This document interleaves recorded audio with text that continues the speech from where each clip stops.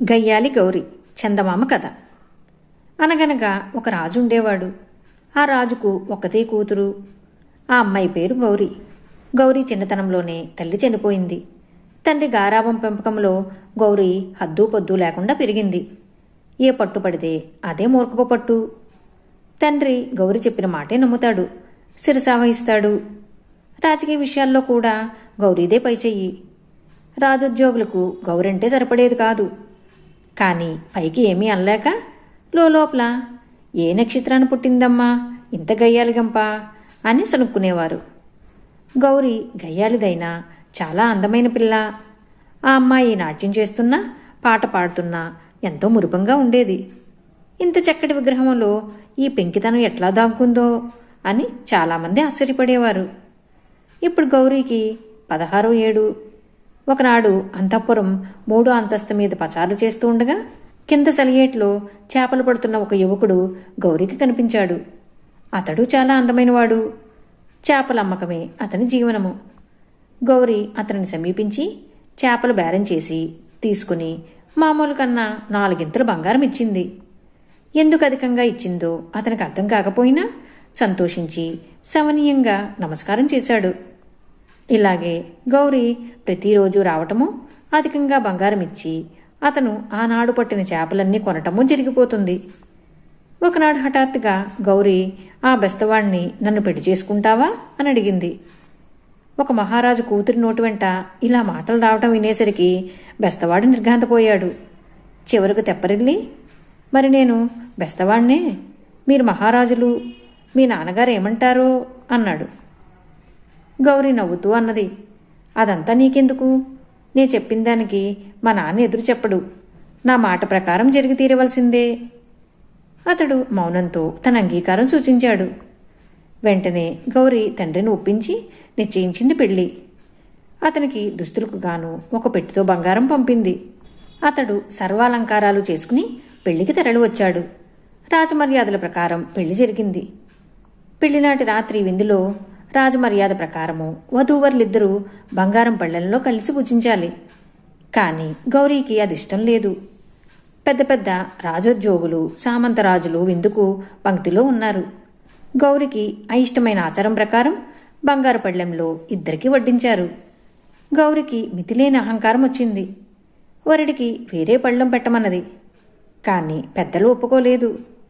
శివమెత్తిన దానికి మళ్ళీ గౌరీ రాజమర్యాద పాటించటం వధూవరులిద్దరూ రాజకుటుంబీకులు అయినప్పుడే కాని వరుడు బెస్తవాడైనప్పుడు కాదు అని అరిచింది. ఇది వినేసరికి అంతా తెల్లబోయారు. విందుకొచ్చిన పెద్దలలో గుసగుసలు బయలుదేరినాయి. రాణివాసపు స్త్రీలంతా ముక్కును వేలేసుకున్నారు. అందరూ ఒక్క మాటుగా పెళ్లి కుమారుని వైపు యగాదిగా చూశారు. 1000 శూలాలతో పొడిచినట్లయింది అతనికి. అతను వెంటనే అక్కడి నుంచి లేచి వెనక్కి తిరిగి చూడకుండా వెళ్ళిపోయాడు. విందులో కల్లోలం బయలుదేరింది. గౌరీ కళ్లల్లో నీరు నిండింది. పసిపిల్ల మాదిరిగా పెద్దగా ఎడవసాగింది. పాపం గౌరీ అతని నిజంగా ప్రేమించింది. కానీ తన అహంకారము, ధనగర్వమే ఇలా జరగటానికి కారణమని గ్రహించి చాలా బాధపడ్డది. ఈ హడావిడిలో వరుడు ఎటుపోయాడో ఎవ్వరూ చూడలేదు. గౌరీ ఈ అవమానాన్ని భరించలేకపోయింది. ఆ రాత్రే అంతఃపురం వదిలి అతనిని వెతకడానికి బయలుదేరింది. వేళకు తిండి లేక దిగులుతో సగమై అలా భర్తను వెతుకుతూ పోగా కొన్ని రోజులకు ఒక చిన్న గ్రామంలో గౌరికి తన భర్త కనిపించాడు. అతడు చాలా మారిపోయాడు. పట్టుదల అతని కళ్లల్లో తాండవిస్తోంది. అతడు గౌరిని గుర్తించాడు. కానీ మాట్లాడకుండా తిరిగిపోయాడు. గౌరీకి రోషం వచ్చింది.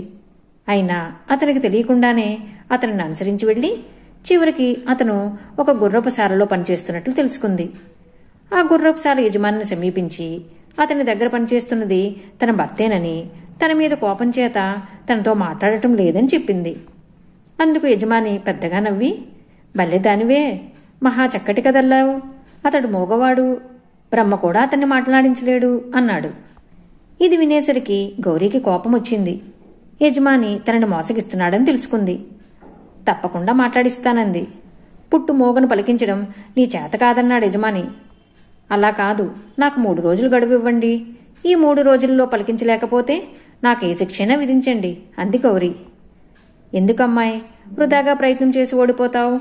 నీకు తెలియదేమో, ఈ ఊరిలో పందెమొడ్డు ఓడిపోయిన వాళ్ళకి శిరశ్ఛేదన అన్నాడు యజమాని. అందుకు కూడా సిద్ధమే అంది గౌరీ. గౌరీ ఆనాటి నుంచి అతన్ని మాట్లాడించడానికి అనేక ప్రయత్నాలు చేసింది. అతను ఉలకలేదు పలకలేదు. రోషమొచ్చి అతన్ని దూషించింది. అతను దీనికి కూడా ఏమీ మాట్లాడలేదు. తిరిగి వెళ్ళిపోయాడు. గౌరీ పెద్దగా ఏడ్చింది. రెండో రోజు గౌరీ తన చాకచక్యమంతా వినియోగించి బ్రతిమాలింది. తను అతన్ని ప్రేమించిన మధుర క్షణాలు జ్ఞాపకం చేసింది. కానీ అతడు చలించలేదు. మూడవ రోజు కూడా గౌరీ తన పంతం నెగ్గించుకోలేకపోయింది. పందెం ఓడిపోయింది. శిక్ష విధించాలి అని నిశ్చయించారు. ఆ రోజు గౌరీకి ఉరిశిక్ష. గౌరీ కన్నీళ్లతో భర్త వైపు చూసింది. అతను గంభీరంగా ఉన్నాడు. చూడవచ్చిన వారినందరినీ వేడుకుంది. కానీ ఎవ్వరూ జారిపడలేదు. పెద్ద పెట్టును ఏడ్చింది. ఇప్పుడు గౌరీకి తన తప్పు తెలిసింది. తన అహంకారమే తన్ని గతికి తెచ్చిందని గ్రహించింది. తలారి గౌరీని శిరశ్ఛేదనకై వెంట పెట్టుకుని వెళ్ళాడు. కానీ సమయానికి ఆపండి, వద ఆపండి అని కేక వినబడింది. ఆ గొంతు ఆమె భర్తదే. పుట్టుమూగ ఎట్లా పలికాడా అని అందరూ ఆశ్చర్యపడ్డారు. అప్పుడు గౌరీని ఆదరంగా దగ్గరకు తీసుకుని ఆమె భర్త జరిగిన కథంతా చెప్పాడు. గయ్యాలకి తగిన శాస్తి జరిగిందన్నారు వచ్చిన వారంతా. గౌరీకి కోపం రాలేదు. తన తప్పు క్షమించమని భర్తను వేడుకుంది. భార్యాభర్తలిద్దరూ తిరిగి తమ రాజ్యం చేరారు. అందరికీ బ్రహ్మానందమైంది. అప్పుడు కాదు ఇప్పుడని సకల వైభవంగా వారిద్దరికీ వివాహం చేశారు. కథ కంచికి మనం ఇంటికి.